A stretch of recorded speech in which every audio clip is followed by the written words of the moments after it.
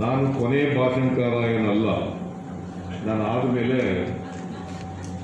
D K Shivakumar ಅವರು ಕೂಡ ಇನ್ನೊಂದು ಸ್ವಲ್ಪ ಮಾತಾಡ್ತಾರೆ ಅಂತ ಅನಿಸುತ್ತೆ ಅಲ್ವಾ?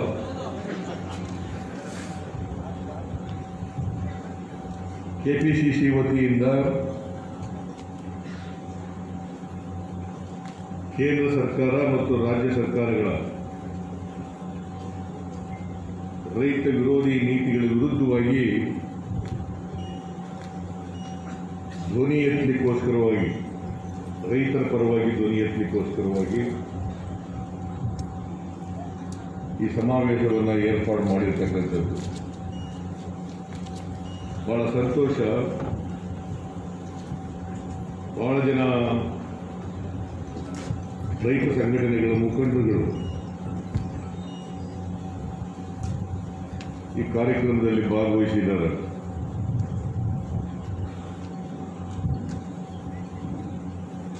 ಅವರೆಲ್ಲರಿಗೂ ಕೂಡ ಈಗಾಗಲೇ ನಾನು ನಮ್ಮ ಪಕ್ಷದ ವತಿಯಿಂದ ಸ್ವಾಗತವನ್ನು ಬಯಸಿದ್ದಾರೆ. ನಾನು ಕೂಡ ಅಭಿನಂದನೆಗಳನ್ನು ಹೇಳಲಿಕ್ಕೆ ಬಯಸ್ತಾ ಇದ್ದೇನೆ.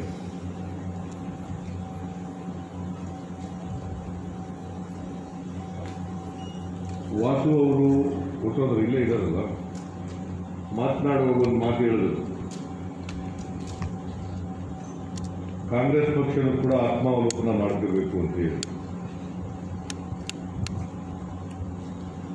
ನೀವು ಹೇಳಿದ ರೀತಿಯಲ್ಲಿ ಕಾಂಗ್ರೆಸ್ ಪಕ್ಷ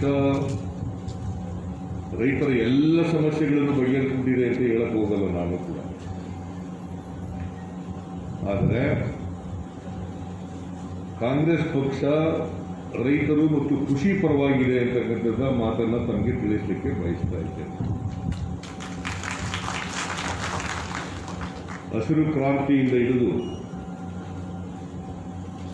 ಇವತ್ತೇನಾದರೂ ಆಹಾರದ ಸ್ವಾವಲಂಬನೆ ಆಗಿದ್ದರೆ ದೇಶದಲ್ಲಿ ಅದಕ್ಕೆ ಕಾಂಗ್ರೆಸ್ ಪಕ್ಷ ಕಾರಣ ಅಂತಕ್ಕಂಥದ್ದನ್ನು ತಮಗೆ ತಿಳಿಸಲಿಕ್ಕೆ ಬಯಸ್ತಾ ಇದ್ದೇನೆ. ನಿಮಗೆಲ್ಲ ಗೊತ್ತಿರ್ಬೋದು, 1950ನೇ ಇಸ್ವಿನಲ್ಲಿ ಆಹಾರದ ಉತ್ಪಾದನೆ 50 ಮಿಲಿಯನ್ ಟನ್ ಉತ್ಪಾದನೆ ಆಗ್ತಾ ಇತ್ತು. 1950ನೇ ಇಸ್ವಿ ಆಸ್ಪಾಸ್ನಲ್ಲಿ 50 ಮಿಲಿಯನ್ ಟನ್ ಆಹಾರ ಉತ್ಪಾದನೆ ಆಗ್ತಾ ಇತ್ತು. ಕಾಂಗ್ರೆಸ್ ಸರ್ಕಾರದ ಅವಧಿನಲ್ಲಿ ಮತ್ತೆ ಇವತ್ತು ದೇಶದಲ್ಲಿ ಆಹಾರದ ಉತ್ಪಾದನೆ 290ರಿಂದ 300 ಮಿಲಿಯನ್ ಟನ್ ಆಹಾರದ ಉತ್ಪಾದನೆ ಆಗ್ತಾ ಇದೆ ಅಂತಂದ್ರೆ ಅದು ಕಾಂಗ್ರೆಸ್ ಪಕ್ಷದ ಸಾಧನೆ ಅಲ್ವಾ ಅಂತಕ್ಕಂಥದ್ದನ್ನು ಕೂಡ ತಮಗೆ ತಿಳಿಸಲಿಕ್ಕೆ ಬಯಸ್ತಾರೆ. ಇವತ್ತು ಆಹಾರದಲ್ಲಿ ನಾವು ಸ್ವಾವಲಂಬಿಗಳಾಗಿದ್ದೇವೆ ಅಂತ ಹೆಮ್ಮೆಯಿಂದ ಹೇಳ್ಕೋಬೇಕಾದ್ರೆ ಈ ದೇಶದಲ್ಲಾದಂಥ ಹಸಿರು ಕ್ರಾಂತಿಯಿಂದ ಅಂತಕ್ಕಂಥದ್ದನ್ನು ಕೂಡ ನಾವು ಮರೀಲಿಕ್ಕೆ ಸಾಧ್ಯ ಇಲ್ಲ. ನಾನು ಕೂಡ ರೈತ ಸಂಘದ ಹಿನ್ನೆಲೆಯಿಂದ ಬಂದಂಥವ್ರು.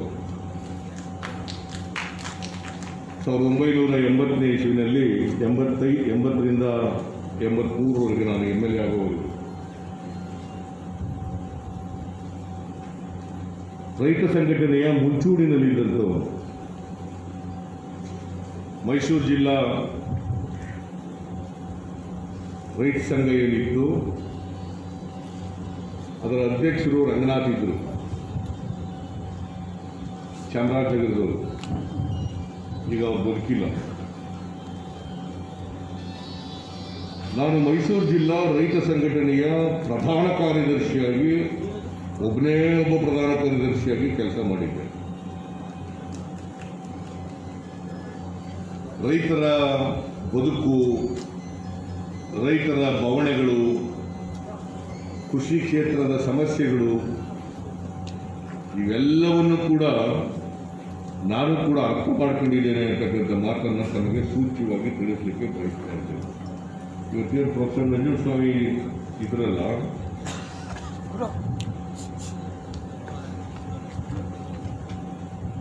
ಅವರು ನನಗೆ ಮೇಷ್ಟ್ರಾಗಿದ್ದರು. ಲಾ ಕಾಲೇಜಿನಲ್ಲಿ. ಬಹುಶಃ ಇವತ್ತೇನಾದರೂ ನಾನು ರಾಜಕೀಯಕ್ಕೆ ಬರಬೇಕಾದ್ರೆ ಪ್ರೇರಣೆ ಪ್ರೊಫೆಸರ್ ನಂಜುಂಡಸ್ವಾಮಿ ಅಂತಕ್ಕಂಥದ್ದನ್ನು ನಾನು ಮರೀಲಿಕ್ಕೆ ಸಾಧ್ಯ ಇಲ್ಲ.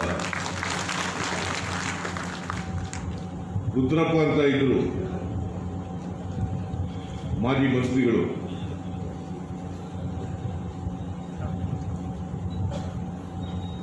ಅವರು ನಂಜುಂಡಸ್ವಾಮಿ ಇವರೆಲ್ಲ ಸೇರಿ ರೈತ ಸಂಘವನ್ನು ಹುಟ್ಟಾಕಿದಂಥವ್ರು. ಮೊದಲನೇ ಅಧ್ಯಕ್ಷರು ರುದ್ರಪ್ಪನವರು. ನಮಗೂ ನಂಜುಂಡಸ್ವಾಮಿ ಅವ್ರಿಗೂ ರೈತ ಸಂಘಟನೆಯವ್ರಿಗೂ ಭಿನ್ನಾಭಿಪ್ರಾಯ ಬಂದು ನಾನು ರೈತ ಸಂಘ ಬಿಟ್ಟುಬಿಟ್ಟೆ. 83ನೇ ಇಸ್ವಿನಲ್ಲಿ ವಿಧಾನಸಭೆಗೆ ನಾನು ಅಭ್ಯರ್ಥಿ ಆಗಬೇಕಾಗಿ ಬಂದದ್ರಿಂದ ಇಲ್ಲಿ ಯಾವಾಗಲೂ ಕೂತಿದ್ದಾರೆ. ನಾವೆಲ್ಲರೂ ಕೂಡ ಒಟ್ಟಿಗೆ ಇದ್ದವು ರೈತ ಸಂಘಟನೆಯಲ್ಲಿ. ಇವರು ನಾವೆಲ್ಲ ಹೊರಗಡೆ ಬಂದು ಗಲಾಟೆ ಮಾಡ್ಕೊಂಡು ಶಿವಮೊಗ್ಗದಲ್ಲಿ. ಅವತ್ತು ಯಾವಾಗಲೂ ಎಲೆಕ್ಷನ್ ನಿಂತ್ಕೊಂಡ್ರು, ನಾನು ಎಲೆಕ್ಷನ್ ನಿಂತ್ಕೊಂಡೆ. ಅವರು ನಮ್ಮ ಬಳ್ಳಾರಿ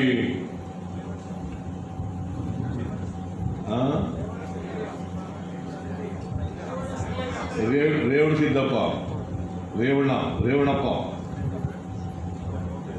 ಅವರು ನಾವೆಲ್ಲ ಒಟ್ಟಿಗೆ ಹೊರಗಡೆ ಬಂದು. ಹಾಗಾಗಿ ರೈತರ ಸಮಸ್ಯೆಗಳು, ರೈತರ ಬವಣೆಗಳು ನನಗೆ ಗೊತ್ತಿದ್ದಾವೆ ಅಂತಕ್ಕಂಥದ್ದನ್ನು ತಮಗೆ ತಿಳಿಸಲಿಕ್ಕೆ ಬಯಸ್ತಾ ಇದ್ದೇನೆ.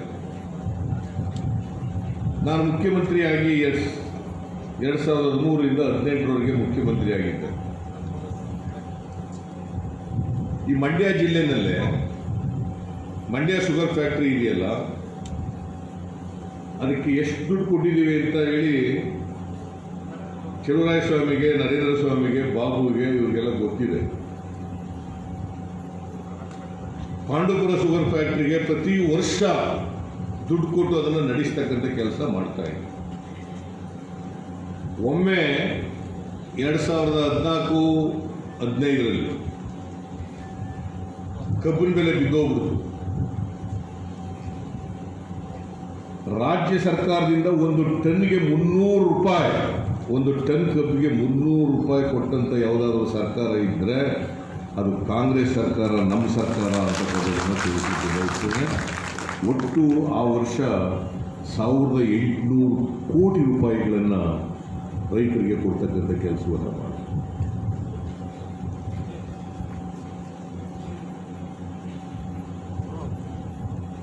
ಈಗಾಗಲೇ ಪ್ರಕಾಶ್ ಕಮ್ಮರಡಿಗೆ ಹೊರಟೋಗಿದ್ದಾರೆ ನಾನು ಕಾಣಿಸುತ್ತೆ. ಕೇಂದ್ರದಲ್ಲಿ ಕೃಷಿ ಬೆಲೆ ಆಯೋಗ ಇದೆ. ರಾಜ್ಯಗಳಲ್ಲಿ ಎಲ್ಲೂ ಕೂಡ ಇರಲಿಲ್ಲ ಕೃಷಿ ಬೆಲೆ ಆಯೋಗ. ಮೊದಲನೇ ಬಾರಿಗೆ ಕರ್ನಾಟಕದಲ್ಲಿ ಕೃಷಿ ಬೆಲೆ ಆಯೋಗವನ್ನು ರಚನೆ ಮಾಡಿದ್ದು ನಮ್ಮ ಸರ್ಕಾರ. ಅಲ್ಲಿವರೆಗೆ ಕೃಷಿ ಬೆಲೆ ಆಯೋಗ ಇರಲಿಲ್ಲ. ಆ ಪ್ರಕಾಶ್ ಕಮ್ಮರಡಿಯವರನ್ನೇ ಮೊದಲನೇ ಅಧ್ಯಕ್ಷರಾಗಿ ನಾನು ನೇಮಕ ಮಾಡಿದ್ದೆ. APMC ಮಾರುಕಟ್ಟೆಗಳಲ್ಲಿ ಆನ್ಲೈನ್ ಮಾರುಕಟ್ಟೆ ವ್ಯವಸ್ಥೆಯನ್ನು ಮೊದಲನೇ ಬಾರಿಗೆ ದೇಶದಲ್ಲಿ ತಂದದ್ದು ನಮ್ಮ ಸರ್ಕಾರ. ಆಗ ಅಗ್ರಿಕಲ್ಚರ್ ಮಿನಿಸ್ಟರ್ ಆಗಿದ್ದವರು ಅದು 14-15ರಲ್ಲಿ ಮಾಡಿದ್ದು. ಅವನು ಮಂತ್ರಿ, ಕೃಷಿ ಸಚಿವ, ಎಲ್ಲ ರಾಜ್ಯಗಳ ಕೃಷಿ ಮಂತ್ರಿಗಳನ್ನು ಕರ್ಕೊಬಂದು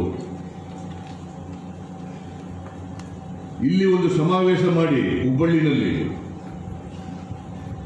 ಕರ್ನಾಟಕದ ಮಾದರಿನಲ್ಲಿ ಎಲ್ಲ ರಾಜ್ಯಗಳಲ್ಲಿಯೂ ಕೂಡ ಕೃಷಿ ಮಾರುಕಟ್ಟೆಗಳಲ್ಲಿ ಆನ್ಲೈನ್ ಮಾರುಕಟ್ಟೆ ವ್ಯವಸ್ಥೆಯನ್ನು ಜಾರಿಗೆ ತರಬೇಕು ಅಂತೇಳಿ ದೇಶದ ಎಲ್ಲ ಕೃಷಿ ಮಂತ್ರಿಗಳಿಗೆ ಸೂಚನೆಯನ್ನು ಕೊಟ್ಟದ್ದು ಕರ್ನಾಟಕದಲ್ಲಿ.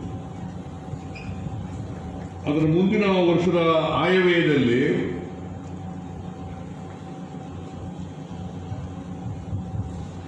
ಕೇಂದ್ರ ಸರ್ಕಾರ ತನ್ನ ಬಜೆಟ್ನಲ್ಲಿ ಘೋಷಣೆ ಮಾಡಿತು,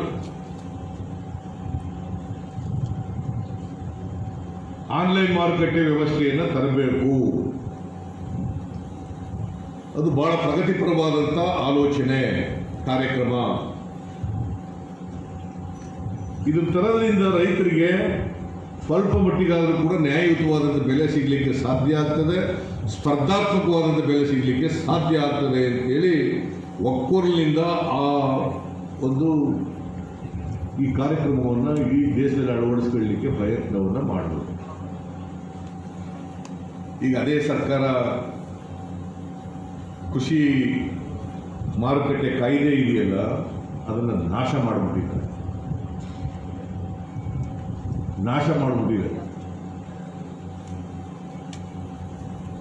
ಈಗಾಗಲೇ ಪ್ರಕಾಶ್ ಕಮ್ಮಡಿಗೆ ಒಂದು ಪತ್ರ ಓದಿ ಹೇಳಿದ್ರು, ಅದು ನಿಜ. ಅಮಿತ್ ಶಾ ಪರ್ಸನಲ್ ಸೆಕ್ರೆಟರಿ ಅವರೊಂದು ಪತ್ರ ಬರೆದಿದ್ದಾರೆ ಯಡಿಯೂರಪ್ಪನವರಿಗೆ. ಕೃಷಿ ಸೆಕ್ರೆಟರಿ ಅವರೊಂದು ಪತ್ರ ಬರೆದಿದ್ದಾರೆ ಯಾರಿಗೆ? Nagalambika cooperative principal secretary. ಏನಂತ ಬರೆದಿದ್ದಾರೆ ಅಂತಂದ್ರೆ, ಈಗ ನಾವು 2017ರಲ್ಲಿ ತಂದಿರತಕ್ಕಂಥ ಮಾಡೆಲ್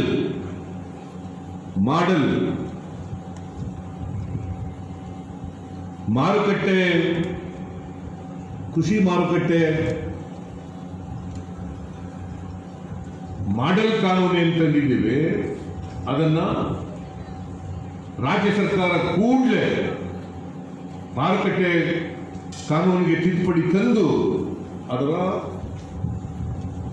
ವರದಿಯನ್ನ ನಮಗೆ ಕಳಿಸಿಕೊಡಬೇಕು ಅಂತೇಳಿ ಅಮಿತ್ ಶಾ ಪರ್ಸನಲ್ ಸೆಕ್ರೆಟರಿ ಬರೆದಿದ್ದಾರೆ, ಮತ್ತೆ ಕೃಷಿ ಸೆಕ್ರೆಟರಿ ಬರೆದಿದ್ದಾರೆ.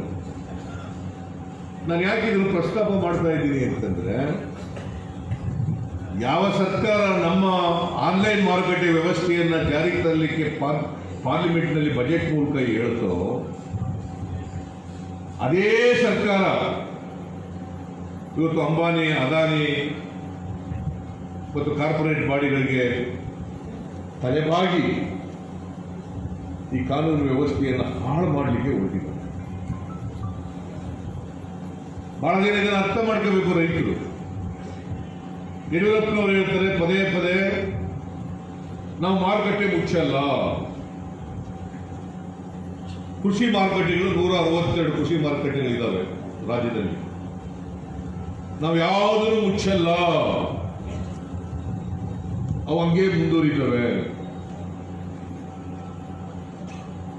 ಇವತ್ತು ಲೈಸೆನ್ಸ್ ಇದ್ದೇನೆ, ಕೃಷಿ ಮಾರುಕಟ್ಟೆ ಸಂಬಂಧನೇ ಇದ್ದೇನೆ,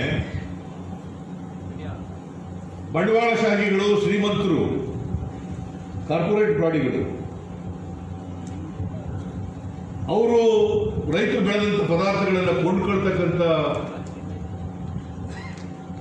ವ್ಯವಸ್ಥೆಯನ್ನು ನೀವು ನಿರ್ಮಾಣ ಮಾಡಿದ್ರೆ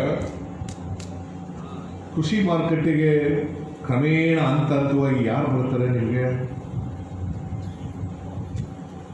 ಈಗಾಗಲೇ ಪ್ರಸ್ತಾಪ ಮಾಡದಂತೆ ನಿಮಗೆ ಮಿನಿಮಮ್ ಸಪೋರ್ಟ್ ಪ್ರೈಸ್ ಇದೆಯಲ್ಲ, ಅದು ಕ್ರಮೇಣ ನಿಂತು ಹೋಗ್ತದೆ,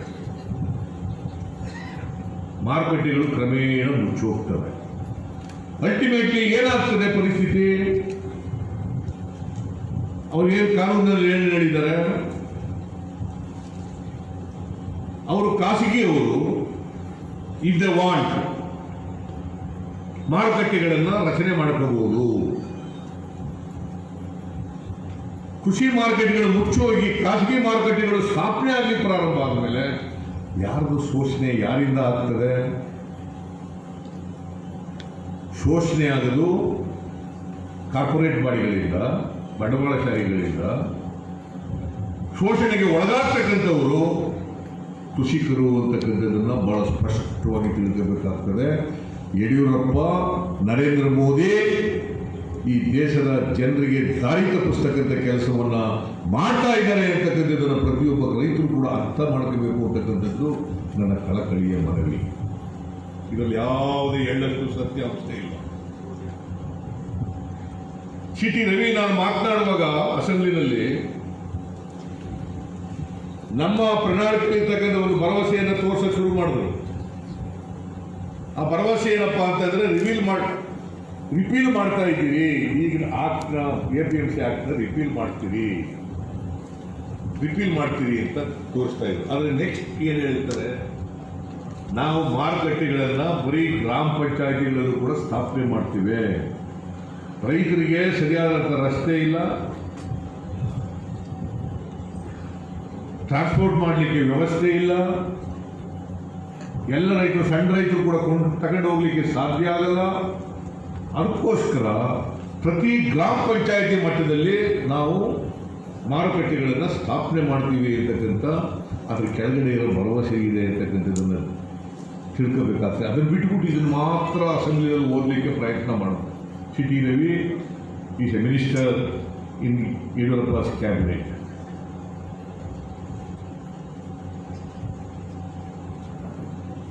ಇವತ್ತು APMC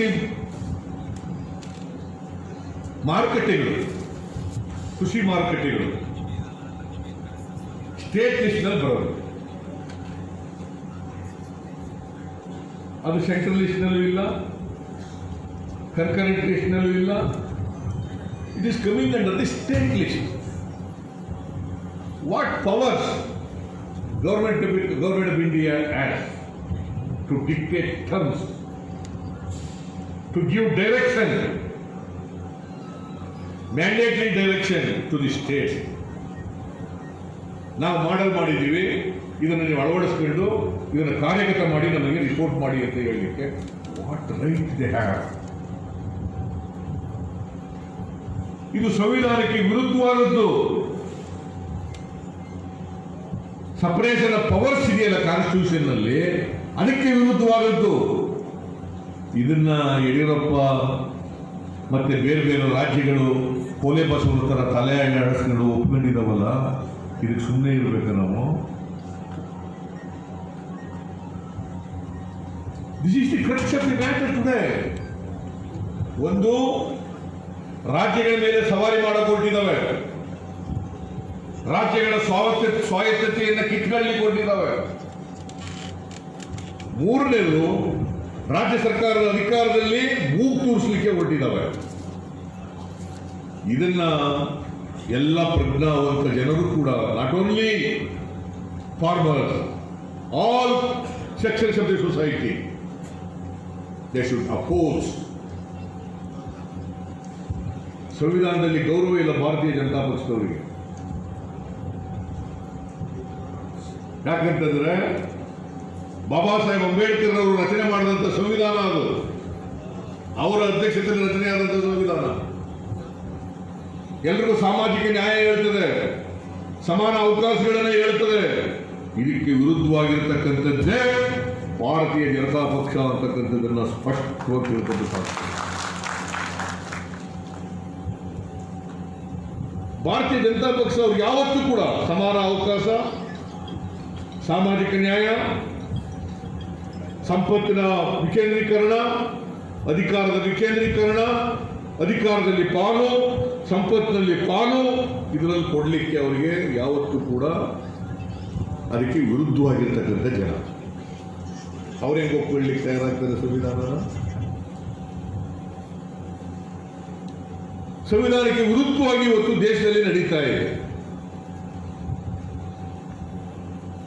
ನಾನು ಅದಕ್ಕೆ ಅನೇಕ ಸಾರಿ ಹೇಳಿದ್ದೇನೆ, ಏನಾದರೂ ಸಂವಿಧಾನಕ್ಕೆ ಕೂತು ಬರ್ತಕ್ಕಂಥ ಕೆಲಸವನ್ನು ನೀವು ಮಾಡಿದ್ರೆ, ಸಂವಿಧಾನವನ್ನು ರೀರೈಟ್ ಮಾಡ್ತೀವಿ ಅಂತಕ್ಕಂಥ ಪ್ರಯತ್ನವನ್ನು ಏನಾದ್ರು ಮಾಡಿದ್ರೆ, ಸಂವಿಧಾನದ ಮೂಲ ಆಶಯಗಳನ್ನು ಕಿತ್ಕೊಳ್ತಕ್ಕಂಥ ಪ್ರಯತ್ನವನ್ನು ಏನಾದ್ರು ಮಾಡಿದ್ರೆ, ಈ ದೇಶದಲ್ಲಿ ರಕ್ತ ಕ್ರಾಂತಿ ಆಗ್ತದೆ, ಹುಷಾರ್ ಅಂತಕ್ಕಂಥ ಮಾತನ್ನ ಅನೇಕ ಸಾರಿ ನಾನು ಹೇಳಿದ್ದೇನೆ. ಮಾಡಕ್ಕಾಗಲ್ಲ. ಒಂದ್ಸಾರಿ ಪ್ರಯತ್ನ ಮಾಡಿದ್ರು ವಾಜಪೇಯಿ ಅವರು ಇರುವಾಗ,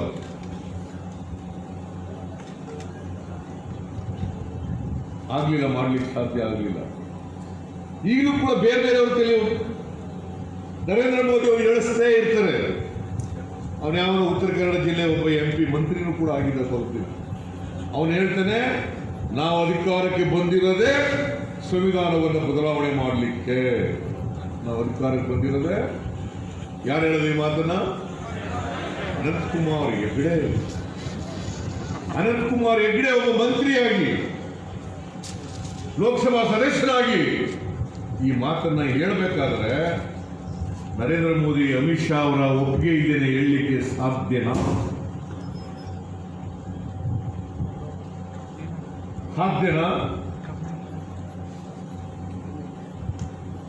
ಅವರು ಒಪ್ಪಿಗೆ ಇದ್ದೇನೆ ಹೇಳಿದ್ರೆ ನೆಕ್ಸ್ಟ್ ಮೊಮೆಂಟ್ ಅವರನ್ನ ಡಿಸ್ಮಿಸ್ ಮಾಡಬೇಕಾಗಿತ್ತು ಮಂತ್ರಿಮಂಡಲದಿಂದ.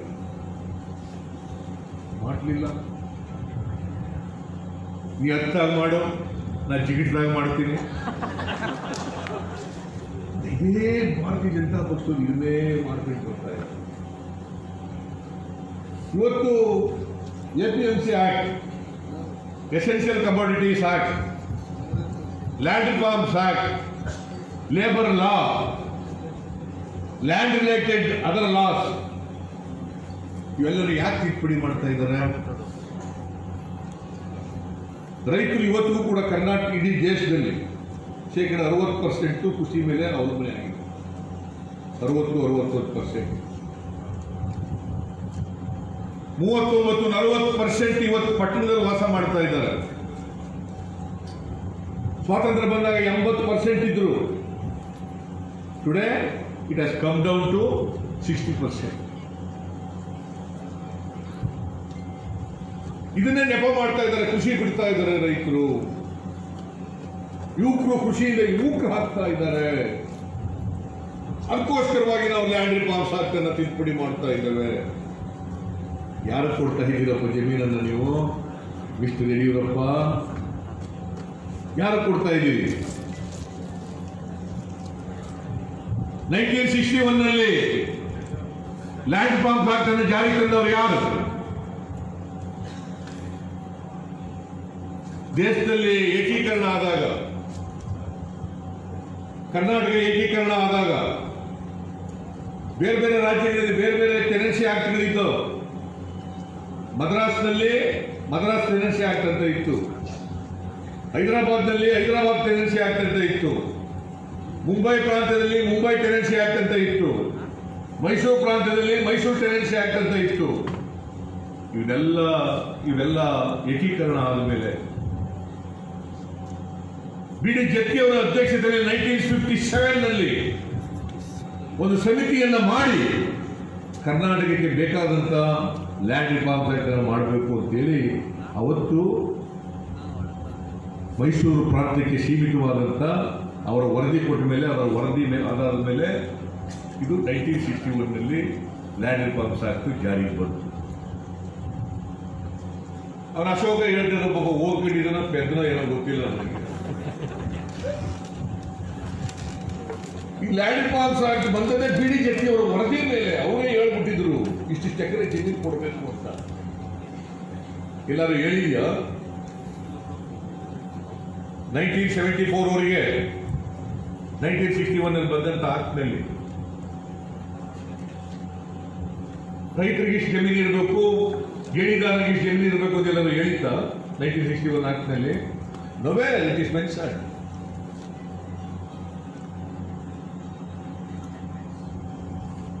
ಅದಾದ್ಮೇಲೆ ದೇವರಾಜ ಅರಸು ಅವರು ಮುಖ್ಯಮಂತ್ರಿ ಆಗಿರುವಾಗ 1961 ಲ್ಯಾಂಡ್ ರಿಫಾರ್ಮ್ಸ್ ಆಕ್ಟ್ಗೆ ತಿದ್ದುಪಡಿ ತಂದು ಸೆಕ್ಷನ್ 63, ಸೆಕ್ಷನ್ 79 ABC, ಸೆಕ್ಷನ್ 80. 1974 ಈ 3 ಸೆಕ್ಷನ್ಗಳನ್ನ ಇಂಟ್ರೊಡ್ಯೂಸ್ ಮಾಡೋದು, ತಿದ್ದುಪಡಿ ಮಾಡಿ. ಯಾಕಂತಂದ್ರೆ ಗೇಣಿದಾರನಿಗೆ ಇನ್ನೂ ಹೆಚ್ಚು ರಕ್ಷಣೆಯನ್ನು ಕೊಡಬೇಕು ಅನ್ನೋ ಕಾರಣಕ್ಕೋಸ್ಕರ ಗೇಣಿದಾರನನ್ನೇ ಯಾರು ಉಳಿತಾ ಇದ್ದಾರೆ ಗೇಣಿದಾರರಾಗಿ ಅವರನ್ನ ಉಳುವವನೇ ಭೂಮಿ ಒಡೆಯ ಅಂತ ಮಾಡಬೇಕು ಅಂತ. Tiller is the owner. ಯಾರೋ ಆಬ್ಜೆಂಟಿ ಲ್ಯಾಂಡ್ ಲಾರ್ಡ್ ಅಂತ ಕರಿತೀವಲ್ಲ, ಅವರು ಓನರ್ ಆಗಿರೋದು, ಅವರು ಮಜಾ ಮಾಡೋದಲ್ಲ. ಹಿಂದೆ ರಾಜರು ಪಾಳ್ಯಗಾರರ ಕಾಲದಲ್ಲಿ ಏನ್ ಮಾಡಿದ್ರು ಅಂತಂದ್ರೆ ಜಾಗೀರ್ದಾರರು ಇನಾಮು ಇವೆಲ್ಲ ಕೊಟ್ಬಿಡ್ತಿದ್ರು. ದೇವಸ್ಥಾನಗಳಿಗೆಲ್ಲ ಇನಾಮ್ ಜಮೀನುಗಳೆಲ್ಲ ಕೊಟ್ಬಿಡ್ತಾ ಇದ್ರು. ಇದೆಲ್ಲ ರದ್ದು ಮಾಡ್ತೀವಿ ಕಾಂಗ್ರೆಸ್ ಸರ್ಕಾರ. ಜಾಗೀರ್ದಾರ ಪದ್ಧತಿ, ಇನಾಮದಾರ ಪದ್ಧತಿ, ದೇವಸ್ಥಾನಗಳು ಕೊಟ್ಟಿರುವಂತಹ ಇನಾಮ್ ಜಮೀನುಗಳು ಇದನ್ನೆಲ್ಲ ರದ್ದು ಮಾಡಿತ್ತು ಇಟ್ ಇಸ್ ಕಾಂಗ್ರೆಸ್ ಗೌರ್ಮೆಂಟ್ ಅಂತಕ್ಕಂಥದ್ದನ್ನು ಹೇಳಬೇಕಾಗ್ತದೆ. Killer is the owner. ಈಗೇನ್ ಮಾಡ್ತಾ ಇದ್ದಾರೆ ಬಿಜೆಪಿಯವರು? ಯಾರು ಟಿಲ್ಲರ್ಸ್ ನ ಓನರ್ಸ್ ಮಾಡಿದ್ರು ಅವರಿಂದ ಕಿತ್ತು ಕಾರ್ಪೊರೇಟ್ ಗಾಡಿಗಳಿಗೆ ಕೊಡಕ್ಕೆ ಹೋಗಿದ್ದೀರಲ್ಲ, ನಿಮಗೆ ಮಾನ ಮರ್ಯಾದೆ ನಾಚಿಕೆ, ನೀವು ರೈತ ವಿರೋಧಿಗಳಲ್ಲವೇ ಅಂತಕ್ಕಂಥ ಪ್ರಶ್ನೆಯನ್ನು ಮಾಡಬೇಕಾಗ್ತದೆ. Do you not ask this question?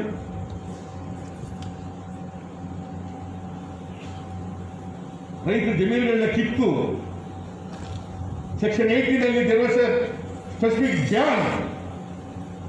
Section 79A ನಲ್ಲಿ there is a specific ban. ಕಥಾ ಕುಡಿದ್ರಿ ಕೃಷಿಕರಲ್ಲಿರೋರು ಕೂಡ ಜಮೀನು ತಗೋಬಹುದು. ಕೃಷಿಕರು ಮಾತ್ರ ಜಮೀನು ತಗೋಬಹುದಾಗಿತ್ತು. ಮತ್ತೆ 20 ಕೃಷಿಯೇತರ ಬಾಬುಗಳಿಂದ 25 ಲಕ್ಷವರೆಗೆ ಯಾರು ಆದಾಯ ಇದೆ ಅವ್ರು ಮಾತ್ರ ತಗೋಬೇಕಾಗಿತ್ತು. ಈಗ ಅವೆಲ್ಲ ನಾಶ ಮಾಡ್ಬಿಟ್ಟಿದ್ದೀವಿ.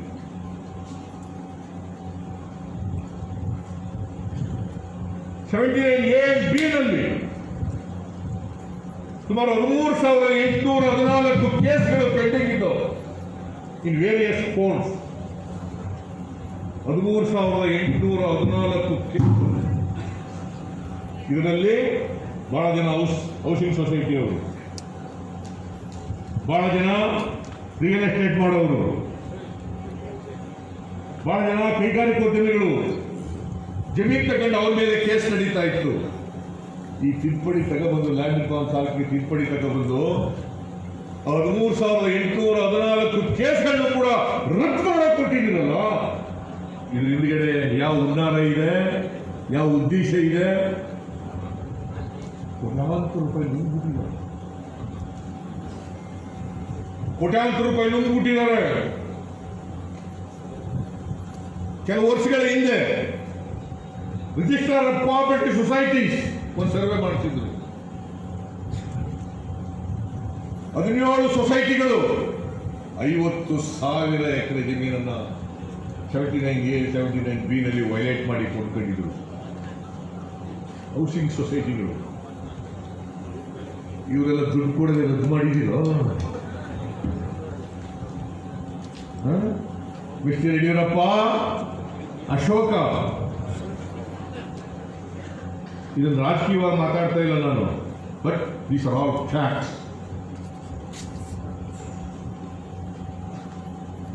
These are all facts. To their faces I told them on the floor of the house. ನುಂಗ್ಬಿಟ್ಟಿದ್ದೀರಿ, ಕೋಟ್ಯಾಂತರ ರೂಪಾಯಿ ಲೂಟಿ ಹೊಡೆದ್ಬಿಟ್ಟಿದ್ದೀರಿ. ಇದರಲ್ಲಿ ಒಂದು ಕಾರ್ಪೊರೇಟ್ ಬಾಡಿಗಳಿಗೆ ತಲೆ ಬಾಗಿದ್ದೀರಿ, ಅವರ ಒತ್ತಡಕ್ಕೆ ಮಣಿದಿದ್ದೀರಿ. ನರೇಂದ್ರ ಮೋದಿ ಅವರ ಒತ್ತಡಕ್ಕೆ ಮಣಿದಿದ್ದೀರಿ. ಅಮಿತ್ ಶಾ ಅವರ ಒತ್ತಡಕ್ಕೆ ಮಣಿದಿದ್ದೀರಿ. ಇನ್ನೊಂದು ಲಂಚ ತಗೊಂಡು ಈ ಕೆಲಸ ಮಾಡ್ತಾ ಇದ್ದೀರಿ. It's not A small thing. ಸಾವಿರಾರು ಕೋಟಿ ಇನ್ವಾಲ್ವ್ ಆಗಿದೆ ಇದರಲ್ಲಿ. ಭಾರತೀಯ ಜನತಾ ಪಕ್ಷ ಅಂತಂದ್ರೆ ಅದಕ್ಕೆ ಇನ್ನೊಂದು ಅನ್ವರ್ಥನಾಮ corrupt political party. Corrupt political party. ಏನಾದರೂ ಯಾವುದಾದ್ರೂ ರಾಜಕೀಯ ಪಕ್ಷ ಭ್ರಷ್ಟಾಚಾರದಲ್ಲಿ ಲಜ್ಜೆಗೆಟ್ಟು ನಡ್ಕೊತಾ ಇದ್ರೆ ಅದು ಭಾರತೀಯ ಜನತಾ ಪಕ್ಷ ಅಂತಕ್ಕಂಥದ್ದನ್ನು ತಿಳಿಸಬೇಕಾಗ್ತದೆ. ನಾನು ಇವೆಲ್ಲನೂ ಸೇರಿ ನೋ ಕಾನ್ಫಿಡೆನ್ಸ್ ಮೋಷನ್ ತಗೊಂಡ್ಬಂದೆ. ನಾನು JDS ನವ್ರಿಗೆ ಕೇಳಿದೆ, ಏನ್ರಿ ನೀವು ಸಪೋರ್ಟ್ ಮಾಡ್ರಿ ಅಂತ. ನಾವು ಇವತ್ತು ಮೀಟಿಂಗ್ ಅದೇ ಸರ್, ಆ ಮೀಟಿಂಗ್ ನಲ್ಲಿ ತಿಳ್ಕೊಂಡು ಹೇಳ್ತೀವಿ ಅಂತ ಹೇಳಿದ್ರು. ಗಿರಾಕಿಗಳು ಮೀಟಿಂಗ್ ಮಾಡಿಬಿಟ್ಟು ನಾವು ಸಪೋರ್ಟ್ ಮಾಡೋಣಪ್ಪ, ನಾವು ನ್ಯೂಟ್ರಲ್ ಆಗಿರ್ತೀವಿ. What does it mean? What does it mean? ರೈತರ ಪರವಾಗಿರೋರು ಇದನ್ನ ಅರ್ಥ ಮಾಡ್ಕೋಬೇಕು. ಯಾರ ಕಾಲದಲ್ಲಿ ಶುಗರ್ ಫ್ಯಾಕ್ಟ್ರಿ ನಿಂತೋಯ್ತು? ಮಂಡ್ಯ ಶುಗರ್ ಫ್ಯಾಕ್ಟ್ರಿ ಯಾರ ಕಾಲದಲ್ಲಿ ನನ್ನ ಮಕ್ಕಳ ಮಾರಾಟ ಮಾಡಲಿಕ್ಕೆ ತಯಾರಾಯ್ತದು?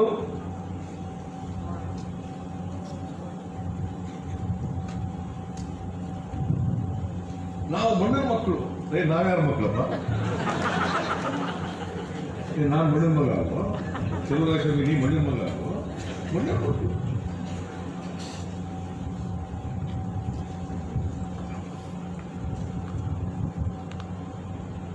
We are supporting this government.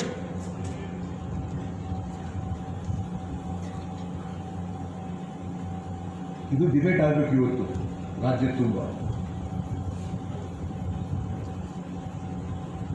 ಈ ಸತ್ಯ ಹೇಳಿದ್ರೆ ದ್ವೇಷಕ್ಕೋಸ್ಕರ ಹೇಳ್ತಾರೆ, ಹೊಟ್ಟೆ ಕಿಚ್ಚುಗೋಸ್ಕರ ಹೇಳ್ತಾರೆ.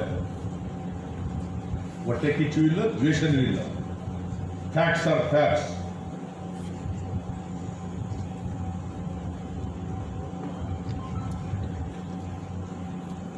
ಇವತ್ತು ಏನೋ ಅಪ್ಪರ್ ಹೌಸ್ನಲ್ಲಿ ನಾವು ಮೆಜಾರಿಟಿ ಇರೋದ್ರಿಂದ ಲ್ಯಾಂಡ್ ರಿಫಾರ್ಮ್ಸ್ ಆಕ್ಟ್ ರೀಚ್ ಆಗಲಿಲ್ಲ ಚರ್ಚೆಗೆ. APMC ಆಕ್ಟ್ ರೀಚ್ ಆಗಲಿಲ್ಲ ಚರ್ಚೆಗೆ. ಲೇಬರ್ ಲಾ ಬಂತು, ರಿಜೆಕ್ಟ್, ಅವರು ಡಿಫೀಟ್ ಮಾಡಿದ್ದಾರೆ. ಮತ್ತೆ ಆರ್ಡಿನೆನ್ಸ್ ಹೊರಡಿಸಿದ್ದಾರೆ, ಮತ್ತೆ ಚರ್ಚೆಗೆ ಬರ್ತದೆ. ಅವರು ಮೆಜಾರಿಟಿ ಇದ್ದಾರೆ, ಬೈ ವಾಯ್ಸ್ ವೋಟ್ ಪಾಸ್ ಮಾಡ್ತಿದ್ದಾರೆ. ಅಸೆಂಬ್ಲಿನಲ್ಲಿ ವಾಯ್ಸ್ ವೋಟ್ ಮೆಜಾರಿಟಿನ ಮಾಡ್ಕೋಬಹುದು, ಆದರೆ ಜನರ ವಾಯ್ಸ್ ಮುಂದೆ ಅವರು ವಾಯ್ಸ್ ವೋಟ್ನಿಂದ ಪಾಸ್ ಮಾಡ್ಕೊಳ್ಳಿಕ್ಕೆ ಸಾಧ್ಯ ಇಲ್ಲ. ಅದಕ್ಕೋಸ್ಕರ ಜನಧ್ವನಿ ಆಗಬೇಕು. ಈ ಜನಧ್ವನಿ ಆಗಬೇಕು. ನಾನು 2 ಗಂಟೆಗಳ ಕಾಲ ಲ್ಯಾಂಡ್ ರಿಫಾರ್ಮ್ಸ್ ಆಕ್ಟ್ ಬಗ್ಗೆ ಮಾತಾಡಿದೆ, 1 ಗಂಟೆ APMC ಆಕ್ಟ್ ಬಗ್ಗೆ ಮಾತಾಡಿದೆ, ಲೇಬರ್ ಲಾ ಬಗ್ಗೆ ಮಾತಾಡಿದೆ. ಬಟ್ ಪ್ರಯೋಜನ ಇಲ್ಲದಾಯ್ತು, ಮನೆಯಲ್ಲಿ ಉಳಿಸಂಟಿದಾಗ ಆಗೋಗ್ಬಿಡ್ತು. ಒಮ್ಮೆ ಡಿಫೀಟ್ ಮಾಡಬಹುದು, ವಾಪಸ್ ಕಳಿಸಬಹುದು, ಮತ್ತೆ ಅಸೆಂಬ್ಲಿನಲ್ಲಿ ವಾಯ್ಸ್ ವೋಟ್ನಿಂದ ಪಾಸ್ ಆದರೆ ಅವತ್ತು ಲಾ ಆಗಿಬಿಡ್ತದೆ.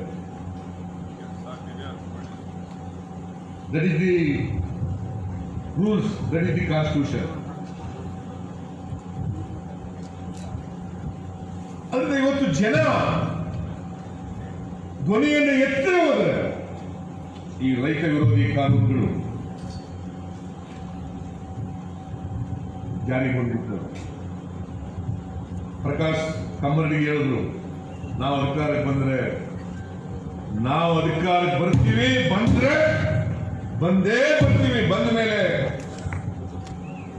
ಕೇಂದ್ರ ಸರ್ಕಾರ, ರಾಜ್ಯ ಸರ್ಕಾರ ಎರಡು ಸೇರಿ, ಕಾಂಗ್ರೆಸ್ ಸರ್ಕಾರ, ಬಿಜೆಪಿ ಸರ್ಕಾರ ಅಲ್ಲ, ಕೇಂದ್ರದ ಕಾಂಗ್ರೆಸ್ ಸರ್ಕಾರ, ಇಲ್ಲಿ ರಾಜ್ಯ ಸರ್ಕಾರ ಎರಡು ಸೇರಿ ಲ್ಯಾಂಡ್ ರಿಫಾರ್ಮ್ಸ್ ಆಕ್ಟ್ ಅನ್ನ ಮತ್ತೆ ರೆಸ್ಟೋರ್ ಮಾಡ್ತೀವಿ. ಏನ್ ಜವಾಹರಲಾಲ್ ಕಾಲದಲ್ಲಿ ಏನು ತಿದ್ದುಪಡಿ ಇತ್ತು ಅದನ್ನ ಮತ್ತೆ ರೆಸ್ಟೋರ್ ಮಾಡ್ತೀವಿ. ಇದ್ರ ಬಗ್ಗೆ ಯಾರು ಕೂಡ ಅನುಮಾನ, ಸಂಶಯ ಇಟ್ಕೋಬೇಕಾದಂತ, ಭಯ ಇಟ್ಕೋಬೇಕಾದಂತ ಅಗತ್ಯ ಇಲ್ಲ. I'm making it very, very, very clear. APMC act ಕೂಡ ಕೇಂದ್ರ ಸರ್ಕಾರ ಏನು ಮಾಡಿದೆ ಅದಕ್ಕೆ ಅನುಗುಣವಾಗಿ ಅದನ್ನು ಕೂಡ we will bring the amendment, but we are not going to repeal the act.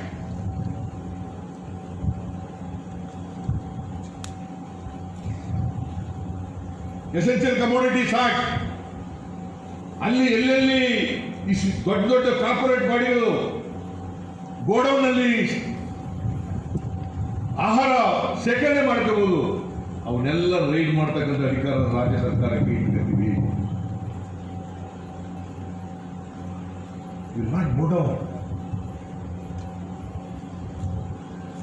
States are not subordinate to the center.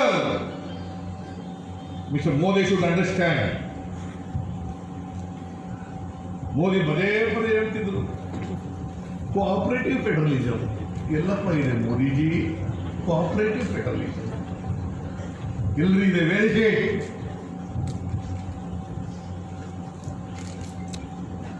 ಹೇಳೋದೊಂದು, ಮಾಡೋದೊಂದು, ತಿನ್ನೋದು ಬದನೆಕಾಯಿ. ನಾಚಿಕೆ ಆಗಲ್ಲ ನಿಮಗೆ? ರೈತರನ್ನ ನಾಶ ಮಾಡ್ತಾ ಇದ್ದಾರೆ. ನಾನು ಶಿವಕುಮಾರ್ ಮಾತಾಡಿದ್ರು, ನಾವು ಎಲ್ಲರೂ ಹಾಸನ, ಮೈಸೂರು, ಮಂಡ್ಯ ಇಲ್ಲೆಲ್ಲ ಮೊದಲು ದಾವಣಗೆರೆಯಲ್ಲಿ ಮಾಡಬೇಕು ಅಂತ, ಕೋಡ್ ಆಫ್ ಕಾಂಡಕ್ಟ್ ಬಂದಿದ್ದಾರೆ, ಮಾಡೋದು ಬೇಡ, ಸೆಂಟ್ರಲ್ ಪ್ಲೇಸ್ ಮಾಡಬೇಕು ಅಂತ. ರೈತರ ಗಂಡು ಮೆಟ್ಟಿನ ನಲ ಮಂಡ್ಯದಲ್ಲಿ ಮಾಡ ಅಂತ ಹೇಳಿ ಇಲ್ಲೇ ತೀರ್ಮಾನ ಮಾಡಿ ಆಮೇಲೆ ಮಂಡ್ಯದಲ್ಲಿ ಮಾಡಲಿಕ್ಕೆ ಪ್ರಾರಂಭ ಮಾಡಿದ್ವಿ. ಇಲ್ಲಿದೆ ಹೋಗಿ The message should go to farmers of the country, not to Karnataka. Country. Let the message go. ನಾನು ಇದನ್ನ ಆರ್ಡಿನೆನ್ಸ್ ಮಾಡುವಾಗಲೇ ಕರೆದೆ ನಮ್ಮ ಪಕ್ಷದ ಎಲ್ಲ ಲೀಡರ್ಗಳನ್ನ ಚರ್ಚೆ ಮಾಡೋದು. ಕೆಲವರಿಗೆ ಅನುಮಾನ, ನಾನು ರೈತ ಸಂಘದವ್ರನ್ನ ದಲಿತರನ್ನ ಕರೆದಾಗ ಮೀಟಿಂಗ್ ಮಾಡಿದಾಗ ನೀವೆಲ್ಲ ಇಡೀ ಕಾಂಗ್ರೆಸ್ ಪಕ್ಷ ಇದನ್ನ ವಿರೋಧ ಮಾಡ್ತೀರಾ? ವಿರೋಧ ಮಾಡ್ತೇವೆ, ಅನುಮಾನ ಬೇಡ, ವಿರೋಧ ಮಾಡೇ ಮಾಡ್ತೀವಿ. ನಾವು ರೈತ ಒಕ್ಕೂಟದವರು ಬಂದು ಕರೆದಾಗ ಸಪೋರ್ಟ್ ಮಾಡಿದ್ದೀವಿ, ದೇಶದಲ್ಲಿ ಕರೆದಾಗ AICC ಅವರು ಸಪೋರ್ಟ್ ಮಾಡಿದ್ದಾರೆ, ಕರ್ನಾಟಕದಲ್ಲಿ ಕರೆದಾಗ ನಾವು ಮಾಡಿದ್ದೀವಿ. ಇವತ್ತು ನೀವೆಲ್ಲ ಬಂದು ಇಲ್ಲಿ ನಮ್ಮ ಅದಕ್ಕೆ ಒಂದು ಬಾವುಟ ಹಾಕಿಲ್ಲ, ಕಾಂಗ್ರೆಸ್ ಬಾವುಟ ಹಾಕಿಲ್ಲ, ಕಾಂಗ್ರೆಸ್ ಸಿಂಬಲ್ ಹಾಕಿಲ್ಲ. ಆ ಬಾವುಟ ಇದೆಯಲ್ಲ ಅದು ನ್ಯಾಷನಲ್ ಫ್ಲಾಗ್, ರಾಷ್ಟ್ರೀಯ ಧ್ವಜ, ರಾಷ್ಟ್ರ ಧ್ವಜ, ಕೆಂಪು ಬಿಳಿ ಹಸಿರು, ಇದು ರಾಷ್ಟ್ರ ಧ್ವಜ. ಕಾಂಗ್ರೆಸ್ನವರು ಅಡಾಪ್ಟ್ ಮಾಡ್ಕೊಂಡಿರೋದು ಇರ್ಬೋದು, ಕಾಂಗ್ರೆಸ್ ಪಕ್ಷ ಅವತ್ತು ಸ್ವಾತಂತ್ರ್ಯ ಹೋರಾಟದ ಸಂದರ್ಭದಲ್ಲಿ ತಂದಿರ್ತಕ್ಕಂಥಿರ್ಬೋದು, ಅದು it becomes A national flag.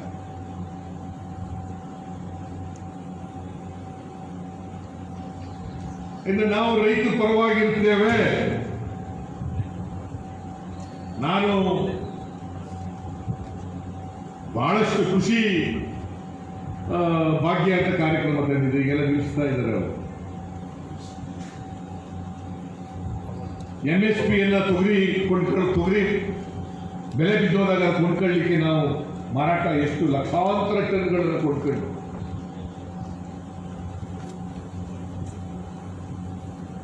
ಮಳೆ ಬಂದು ಭತ್ತ ಹೋದಾಗ ಇದು ಎಂಥದ್ದು ಆಲೆಕಲ್ಲು ಮಳೆ ಬಿದ್ದಾಗ ಆಗ ಪರಿಹಾರ ಕೊಡಕ್ಕೆ ಮಾಡೋದು, ಈರುಳ್ಳಿ ಹೋದಾಗ ಕೊಡೋದು, ಆಲೂಗೆಡ್ಡೆ ಹೋದಾಗ ಪರಿಹಾರ ಕೊಟ್ಟು, ಕಬ್ಬು ಹೋದಾಗ ಪರಿಹಾರ ಕೊಟ್ಟಿದ್ದೀವಿ.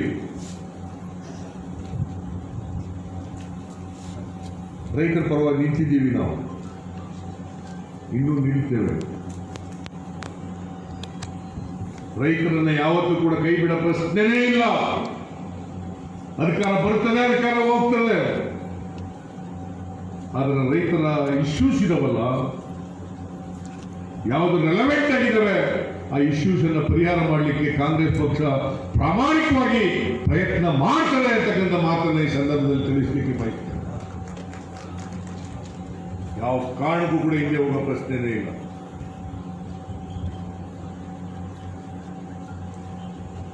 ಈಗ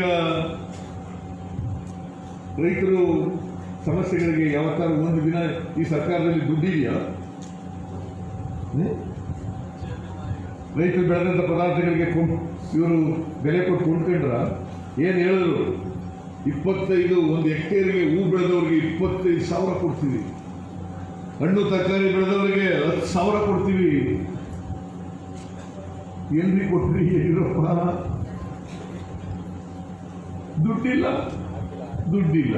ಮತ್ತೆ ನಿನಗೆ ಯಾಕಪ್ಪ ಅಲ್ಲಿದ್ಯಾ? ಬಿಟ್ಟು ಹೊಟ್ಟೋಗ್ಬಿಡೋದ್ರೆ ನಾವು ಬರ್ತೀವಿ, ದುಡ್ಡಿಲ್ಲ ಅಂತ ಹೇಳ್ಕೊಂಡು ಕೂತಿದ್ದಕ್ಕೆ ನೀವು ಅಧಿಕಾರದಲ್ಲಿ ಇರ್ಬೇಕಾ?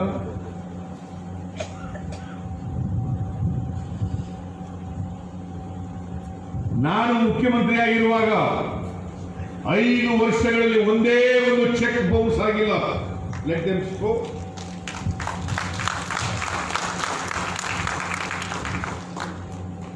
ಫಿಸ್ಕಲ್ ಡಿಫಿಸಿಟ್ 5 ವರ್ಷಗಳಲ್ಲಿಯೂ ಕೂಡ 3% ಒಳಗಡೆನೇ ಇತ್ತು.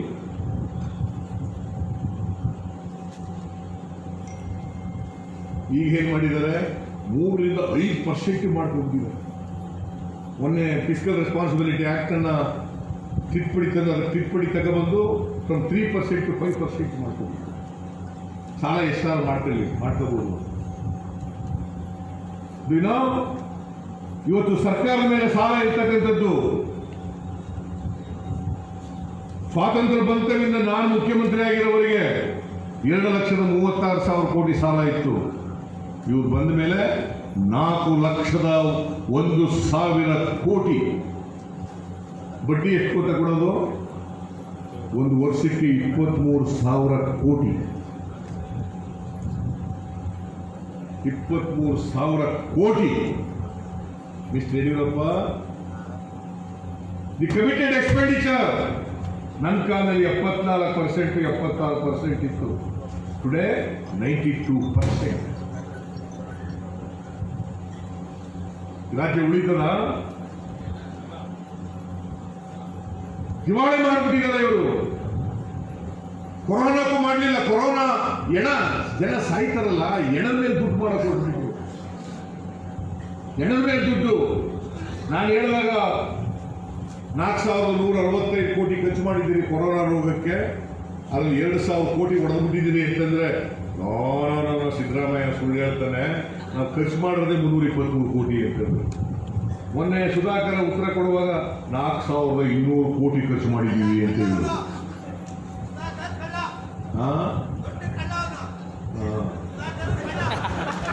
4,200 ಕೋಟಿ ಖರ್ಚು ಮಾಡಿದ್ದೀವಿ.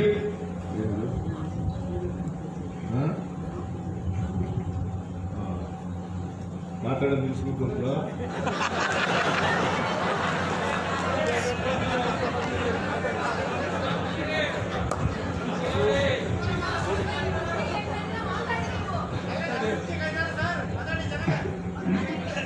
ಎರಡು ಸಾವಿರ ಕೋಟಿ ಮುಟ್ರು ಅದರಲ್ಲಿ. ಕೊರೋನಾದಲ್ಲಿ 2,000 ಕೋಟಿ. ಒಂದೊಂದು PPE ಕಿಟ್ 330 ರೂಪಾಯಿ ಇದ್ರೆ 2,117 ಕೋಟಿ ರೂಪಾಯಿ ಕೊಟ್ಟು ತಗೊಂಡವ್ರು. ಎಷ್ಟು ಪಟ್ಟು ಜಾಸ್ತಿ ಆಯಿತು? 6 ಪಟ್ಟು.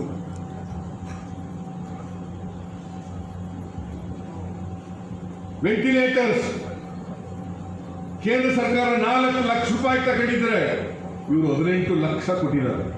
ನಾನು ಕೇಳಿದೆ ಸುಧಾಕರ, ಆ 18 ಲಕ್ಷದ ಯಾವ ರೋಗಿ ಯಾವನು? ಅದಾನಿನ, ಅಂಬಾನಿನ, ಯಾವನ ಯಾವನು? ಅದಕ್ಕೆ ಉಪಯೋಗಿಸೋದು ಯಾರಿಗೆ? 4 ಲಕ್ಷದ ಯಾರಿಗೆ ಯಾವ ಉಪಯೋಗಿಸೋದು? ಅದಕ್ಕೆ ಉತ್ತರ ಇಲ್ಲ.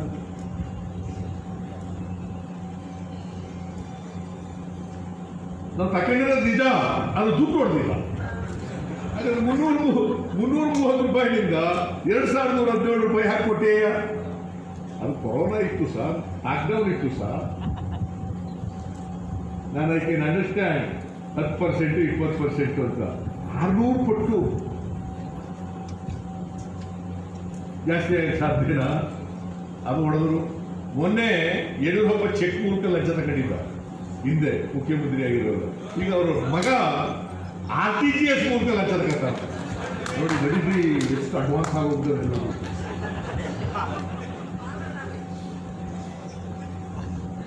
ಎಷ್ಟು ಅಡ್ವಾನ್ಸ್ ಆಗ್ಬಿಟ್ಟದೆ. ಇದನ್ನೆಲ್ಲ ಸಹಿಸಬೇಕು ಅನ್ನೋದಾದ್ರೆ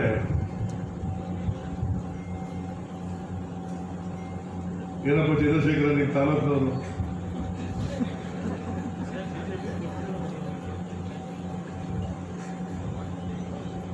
ಇಷ್ಟೊಂದು ಕೆಟ್ಟ ಸರ್ಕಾರ, ರೈತ ವಿರೋಧಿ ಸರ್ಕಾರ, ಜನ ವಿರೋಧಿ ಸರ್ಕಾರ. ನಾನು 40 ವರ್ಷಗಳಿಂದ ರಾಜಕಾರಣದಲ್ಲಿದ್ದೀನಿ.